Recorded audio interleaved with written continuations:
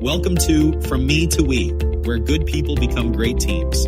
Small shifts, big wins, and a culture built from the ground up. The room was quiet, but not the kind of quiet that feels peaceful. It was the other kind, the kind that presses in, heavy and suffocating, like someone had draped a wet blanket over every chair, every desk, every person. No one spoke. They just kept working, eyes down, pretending not to notice the tension that lived there, thick as dust. Everyone felt it, though, the mistakes that went unmentioned, the resentments no one dared name, the focus on me, not we.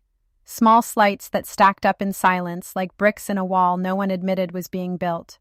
And yet, sometimes, all it takes is a single voice to break it. One brave soul who dares to crack the window. They don't shout, they don't accuse, they just say, "What can I do to improve this? How can I set you up better? Be honest." And in that moment, everything shifts. The air moves, the weight lifts, and people realize how long they've been holding their breath. See, teams don't fall apart because of conflict. They suffocate because of silence. The judgment we fear, the conflict we avoid, it builds up until there's no room left to breathe. But when one person speaks up, not to judge but to improve, the whole team exhales together. And for the first time in a long time, they feel something rare and unmistakable. Fresh air.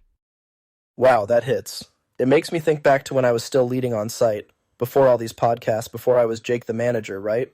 One day, things felt tight on our crew. No one would say a word that wasn't about the weather or, complaining about lunch.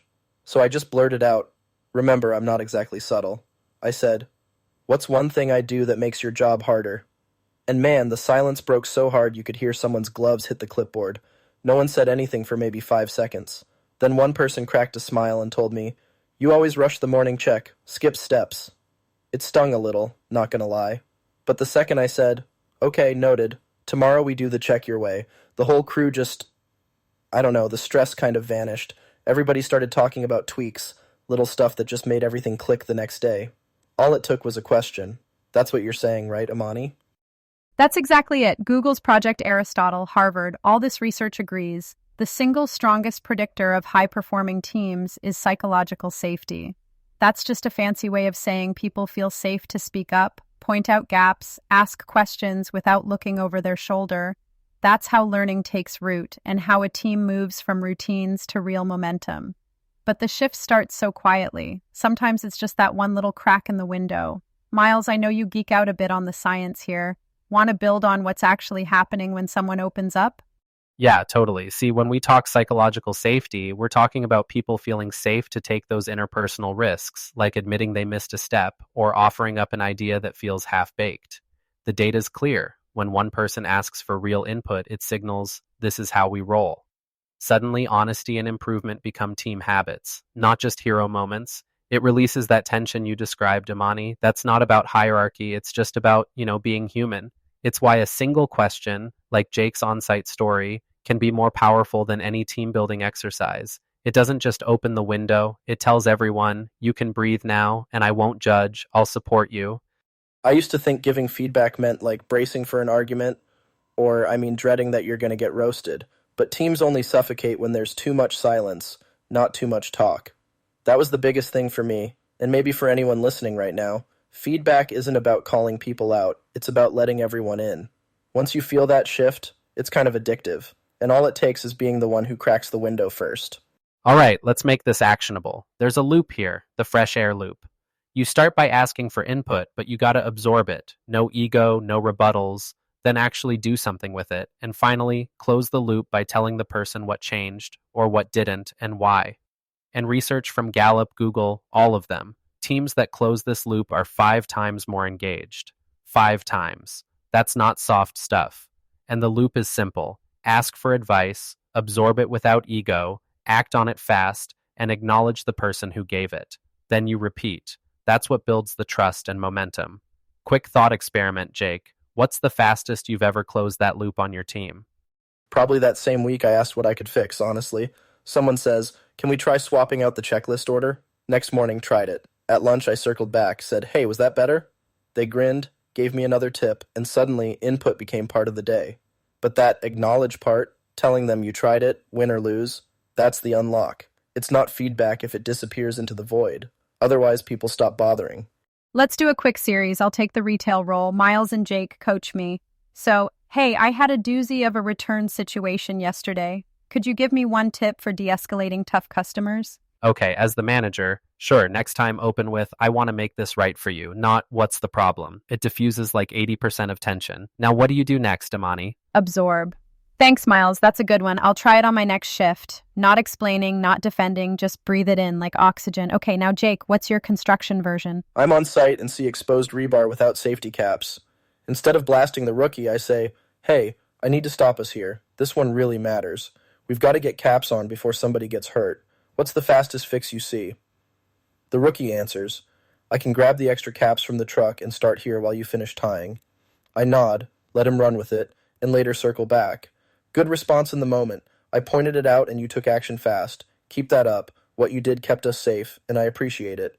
Exactly. Here's another one. Software world. You're the product manager, Imani. Jake's got feedback on your user story. Jake? Hey, Amani, can I give some quick advice? If we call out the 2 pain points in the user flow up top, I think adoption goes up. Appreciate it, Jake. I'll rework it and let you know what changes. Then next day, I made those updates. Demo results were better. Your call helped.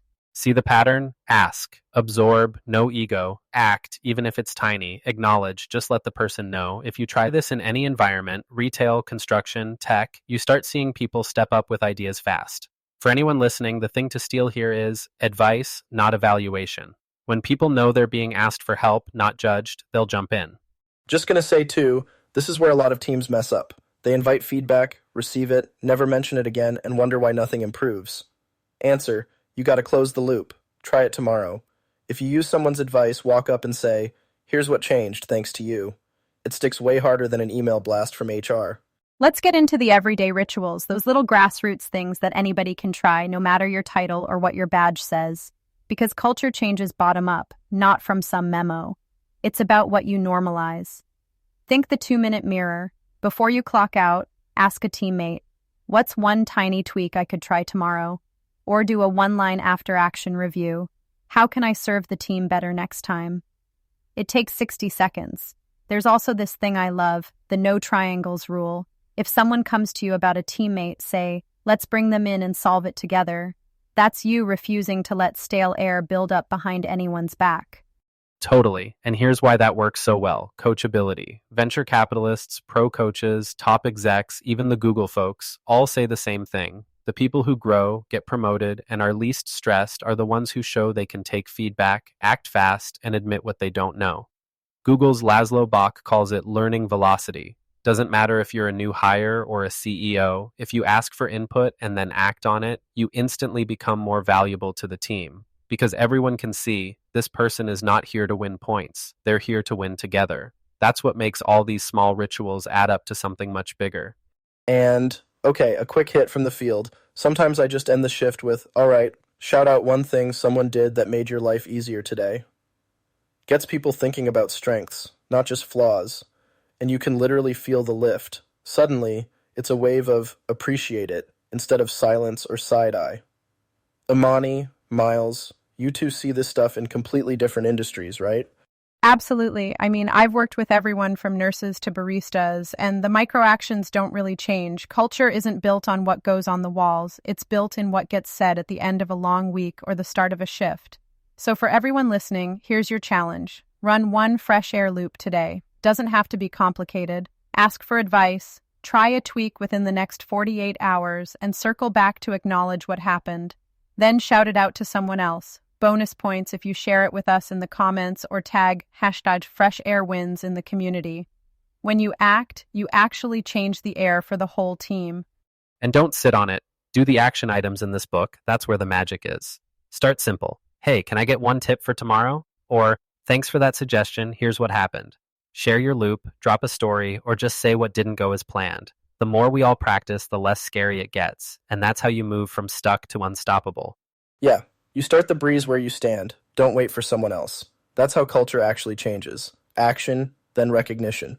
I'm going to breathe it in and breathe it out with you all. Feedback is the oxygen of great teams. Once you open that window, you won't go back. Love the energy, Imani. I'll be on the lookout for those community stories and quick wins. Until next time, everyone, stay coachable, Stay human. You've been listening to From Me to We. Remember, every great team starts with one brave choice.